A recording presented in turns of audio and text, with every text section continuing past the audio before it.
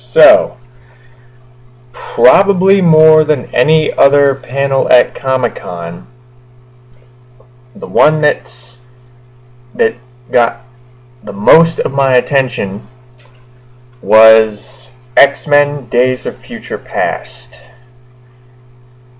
which I am so excited for. I mean, I wasn't this excited for the Avengers. I mean, in fact, I don't even think I was this excited for Dark Knight Rises. Dark Knight Rises, I was excited to see, and I did like it, but this one, I have such high hopes for this one because, much like the Godzilla movies, I grew up on the X-Men series. I mean, with the exception of The Last Stand, I mean, I love these movies. I mean, even parts of Origins, like X-Men Origins, I like several parts of that. I mean, all in all, it's not really a good movie, but I like Liev Schreiber as Sabretooth. I like, I mean, he was barely in it, but I kind of like Taylor Kitsch as Gambit.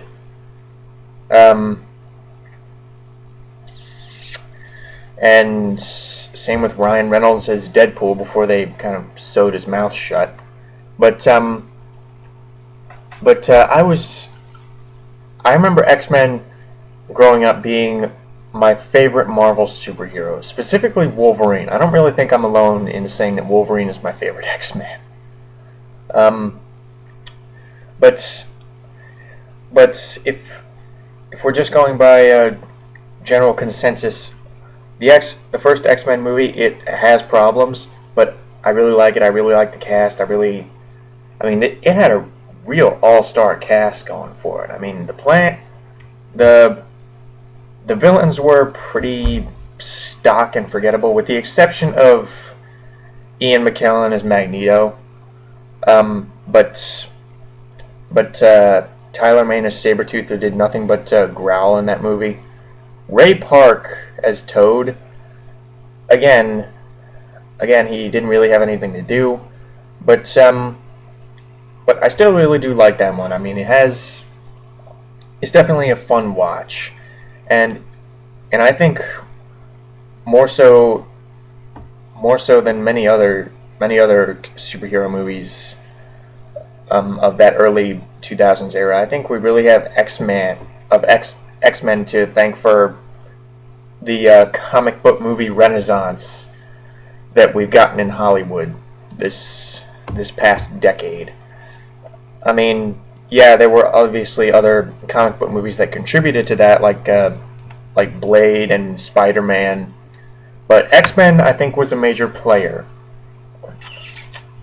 Like, you could lend a certain credibility and charm and real dramatic resonance to something, to a concept like a comic book story. So, like the first one, I like the second one even better. I mean, even to this day, X-Men 2 is probably my favorite. Which, I mean, it seems like really the one where the stakes were raised, and I think more so than the first one emphasized the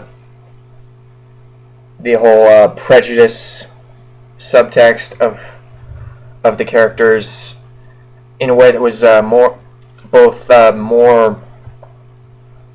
subtle and more effective than in the first one, because the first one you just had the snobby senators and the general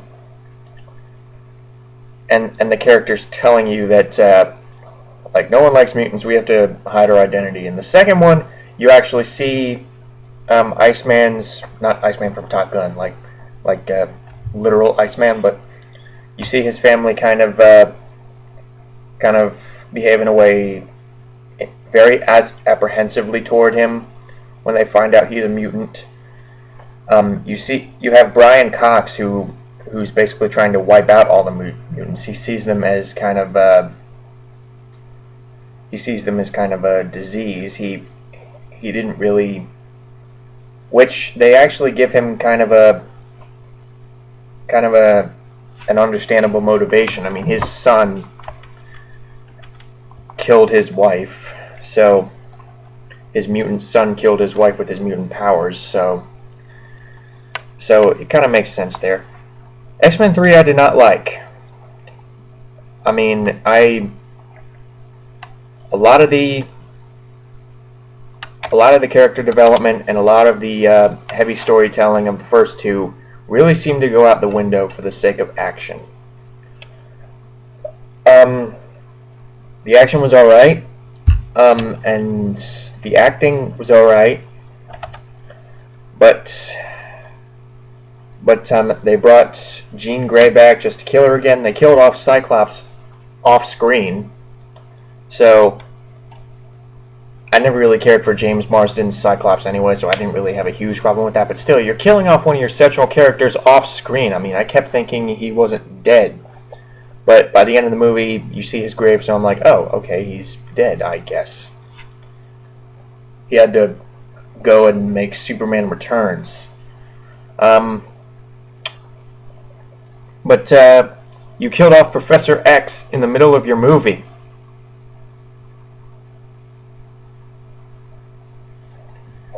I mean, I can understand doing something as risky as that at the end of your movie, but the middle?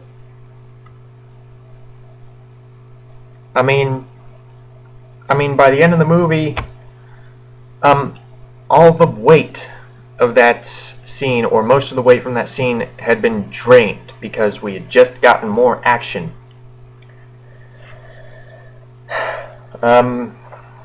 Like I said, there were certain aspects of Wolverine that I liked, particularly the performances by Hugh Jackman and Liev Schreiber, and to a lesser extent Danny Huston. I mean, he was alright.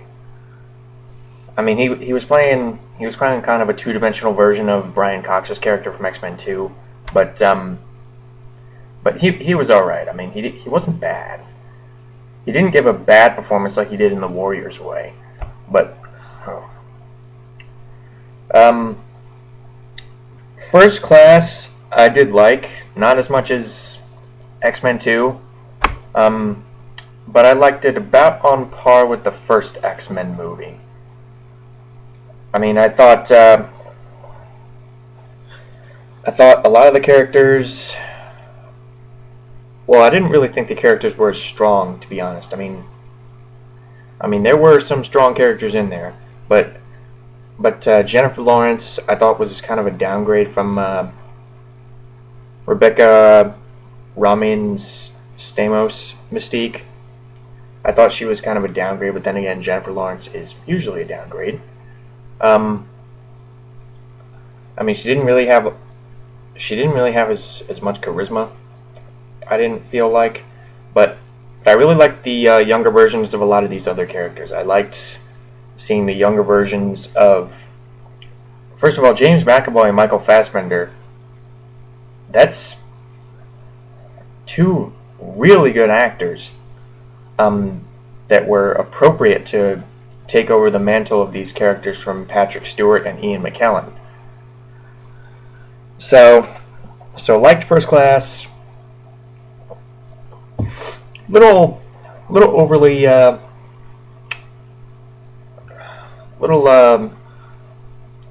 overly indulgent in some of the more comic book aspects at times.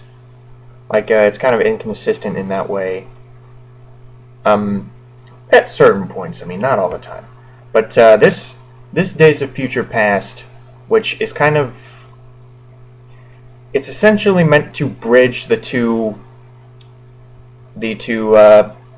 timelines of the X-Men, or not really timelines, but time periods of the X-Men movies. The timeline presented in the original X-Men trilogy, and the timeline presented the in First Class. So it's basically based on the comic book Days of Future Past, where I don't know if they're I don't think they're going to go this route. They kind of already did. They already took some aspects of this story into previous movies, actually, because in the comic book, the Brotherhood of Mutants assassinates Senator Kelly, this important anti-mutant senator. As a result, the Sentinels program is put into use. So mutants are basically hunted down by these giant robots. So the X-Men send, I think, Kitty Pryde. Professor X takes Kitty Pryde's consciousness, sends it back in time somehow, and puts it into her younger self so she can warn the present-day X-Men in this. But obviously they can't do that for the movie because Kitty Pryde was not born at the time of X-Men First Class. Unless Ellen Page's character in X-Men 3 is secretly like 40, so you can't really do that. So they're doing it with Wolverine because obviously he is the star of the franchise. I mean, they tried to write him out of First Class, but even then, you had to have the cameo in there. So one of the big elements that got me interested in this was the cast. I mean, they brought back. Not only do I really like both of these casts, but it's basically just a who's who of great actors from this series, because you have James McAvoy, Michael Fassbender, Patrick Stewart, Ian McKellen, Hugh Jackman, Peter Dinklage, who's a newcomer. He plays Boulevard Trask, the creator of the Sentinel program, which, interesting casting. You have, they're adding Cable in there, the time-traveling mutant played by Omar Sy. I would have gone with Idris Elba, but what can you do? You have Anna Paquin is in there. Ellen Page, Jennifer Lawrence. You have this amazing cast for this big epic lines in the sand comic book movie. So that alone is enough to get you excited, but the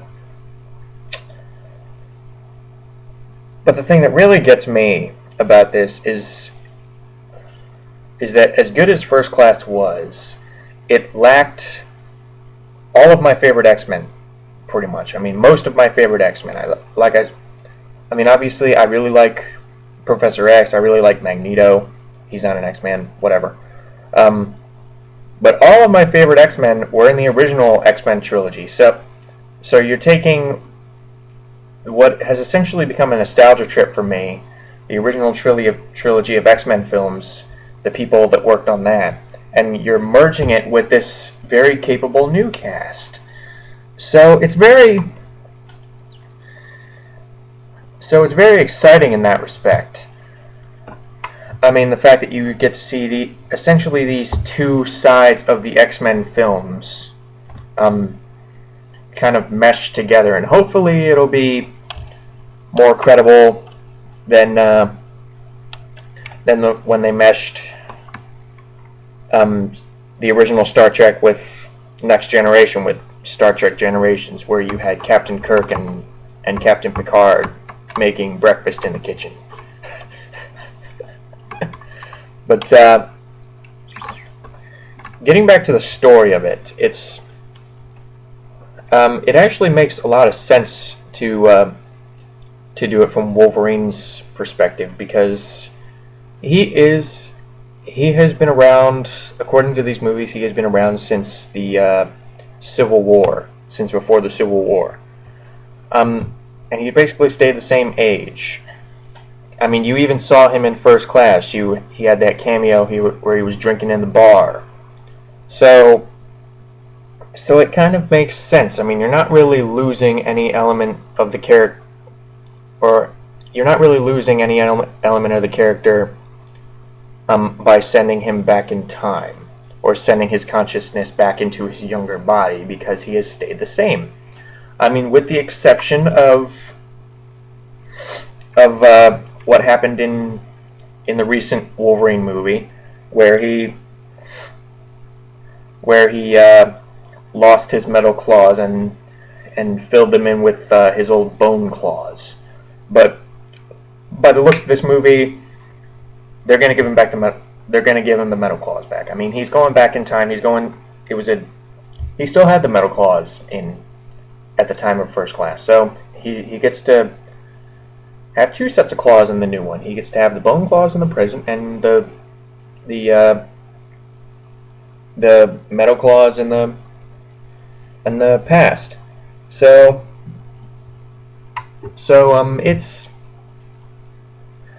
it's very cool in that way. But what kind of disappoints me to a certain extent is that they say there's not really going to be a whole lot of interaction between the two, between the supporting players of the two timelines. I mean, there's stuff in the trailer where the two Professor X's and the two Magnetos are interacting, but I don't really think you're going to see like Iceman interact with Havoc from First Class. I don't really think you're going to see Rogue, Anna Paquin's character, interact with younger Mystique, or at least not to the extent that a lot of fans would like. But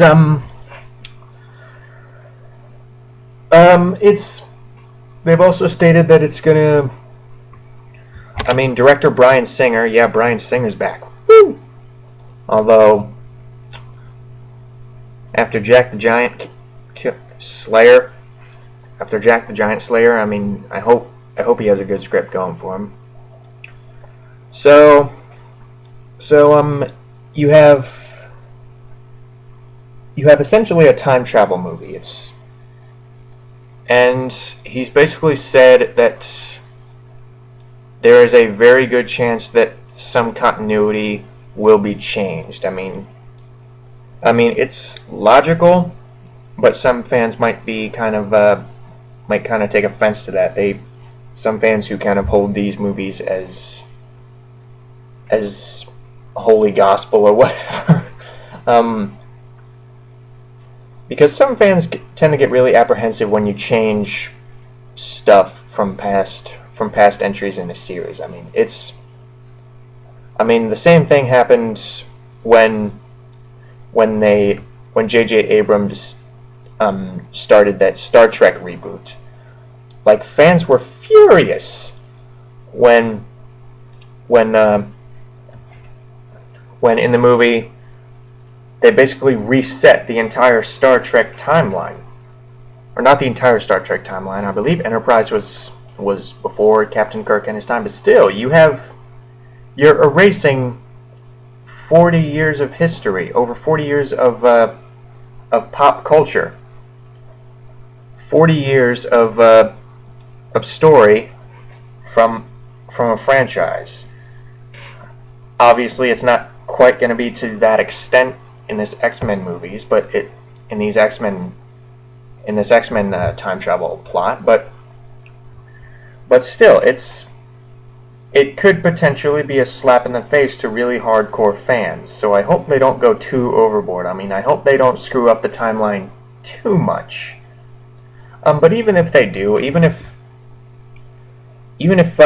they completely change around the timeline, it doesn't necessarily mean that those other movies are just going to be completely void. I mean, just because these new Star Trek movies are around does not mean you cannot go back and watch the older Star Trek movies or TV shows. I mean, just because you watch Star Trek Into Darkness does not mean you can't go back and watch like Wrath of Khan or Next Generation or any of the numerous other entries in the Star Trek series. So So it's kind of a similar case in the X-Men movies, because even if they completely rewrite X-Men film history, um, even if they completely change it, that doesn't mean that I can no longer enjoy X-Men 2. That doesn't mean I can no longer enjoy even X-Men 1. Really, it's kind of a blessing.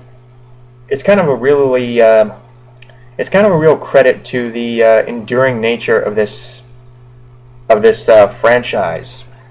Um, the fact that it's gone on for, what is it, 13 years now, almost 14 years, without being rebooted or remade, because a lot of comic movies, even a lot of movies in general, are doing that now, because they remade Spider-Man after 5 years. I mean, Spider-Man 3 came out in '07, and I believe The Amazing Spider-Man came out last year before, I don't know.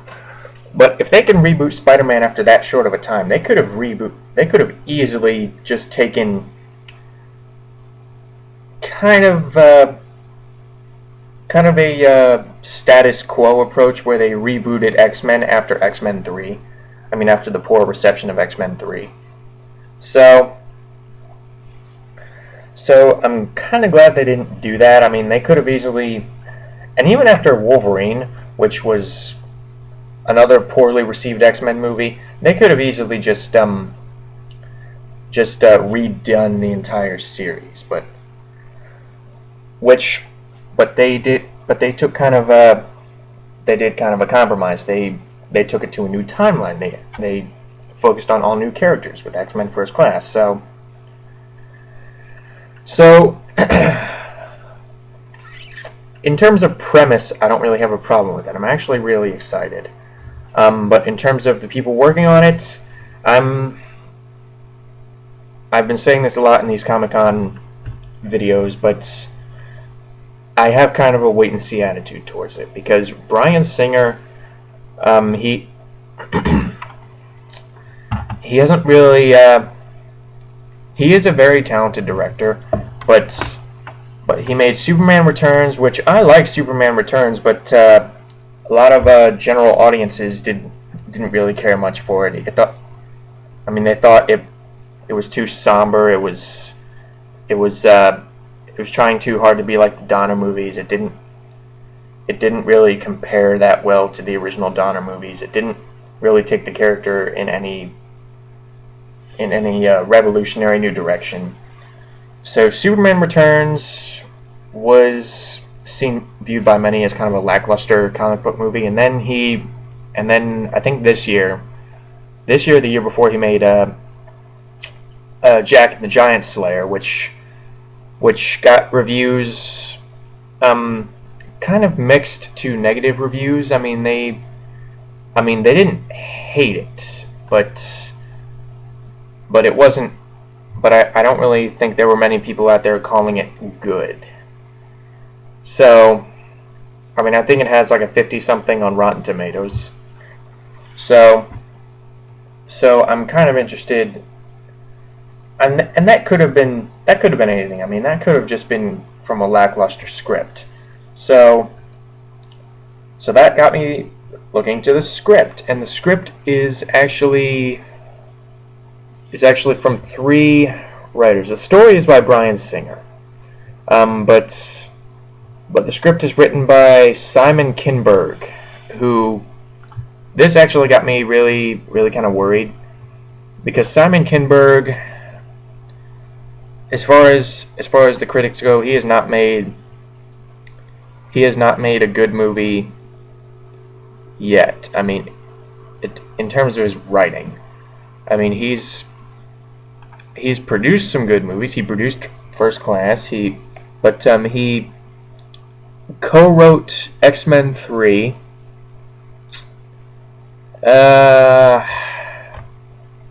And he did write the Guy Ritchie Sherlock Holmes. That was a very good movie, but he wrote Mr. and Mrs. Smith, the 2007 Mr. and Mrs. Smith. He wrote Jumper, and and he wrote This Means War.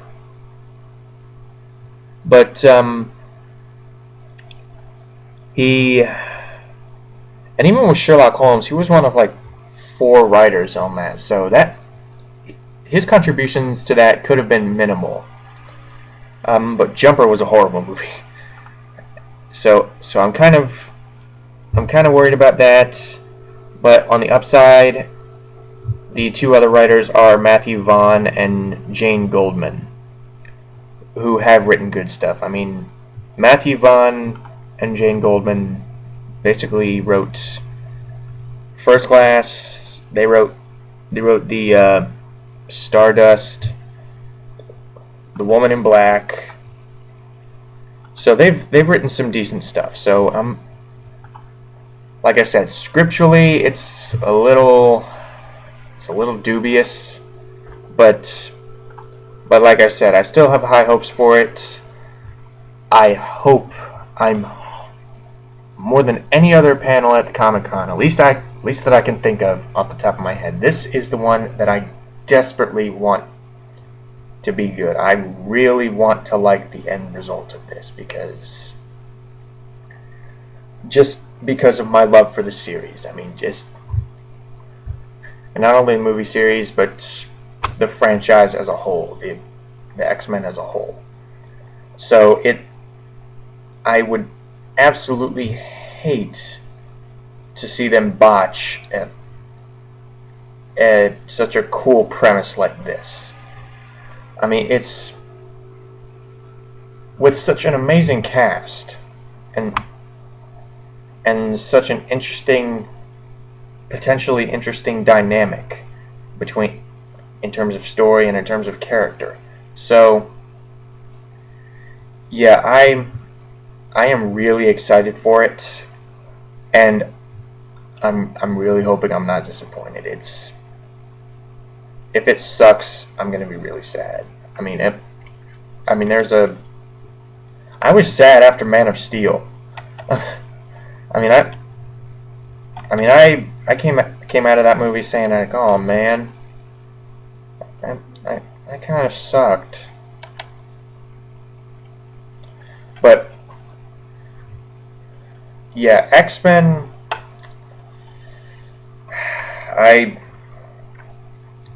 it just got back on its feet, and I would hate to see it stumble again.